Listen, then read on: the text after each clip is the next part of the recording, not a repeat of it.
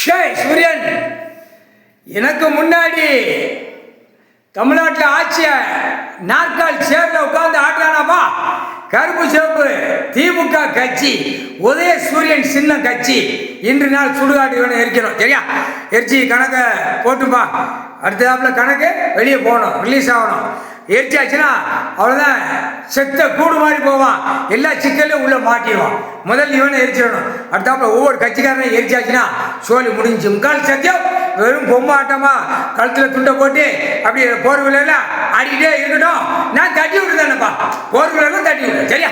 தட்டி விட்டு நொறுக்கி விட்டு குடும்பம் பூரா கண்ணீர் கூத்தமா சங்கு ஊதி சுடுகாடு எரிப்புக்கு தள்ளி விட்டுனேன். சூரியன் போட்ட கணக்கு.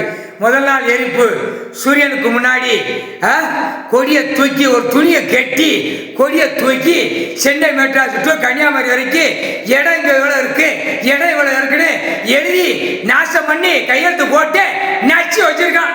இவனை முதல் எரியப்பா, எனக்கு முன்னாடி போட்டு முக்கால் சத்தியம் உன் பிள்ளையோட சொல்லிடுறப்பா, எரிச்சிருவான். கூடி சீக்கிரம் எரிச்சிருவான். எரிச்சு இவனை சாம்பலாக்கியாச்சுன்னா குடும்பமே சாம்பலா போயிடும். சென்னை மெட்ராஸ் முக்கால் சத்தியம் திமுக சாம்பலா போயிடும். குடும்பம் வேறு வரைக்கும் சாம்பலா போயிடும்.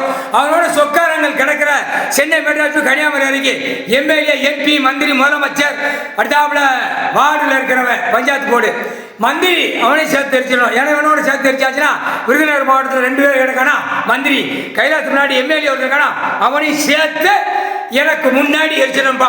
எரிச்சாச்சுன்னா எம்எல்ஏ பூரா காலி ஆயிடுவான், மந்திரி பூரா காலி ஆயிடுவான், எம்பி பூரா காலி ஆயிடுவான், முதலமைச்சர் காலி ஆயிடுவான், குடும்பமே காலி ஆயிடும். முக்கால் சத்தியம் சூரியன் போட்ட கணக்கு தப்பா கூடாதுப்பா. முக்கால் சத்தியம் அடிக்க வேண்டிய வேலை உன் வேலை. முக்கால் சத்தியம் சிவனுடைய வேலை. முக்கால் சத்தியம்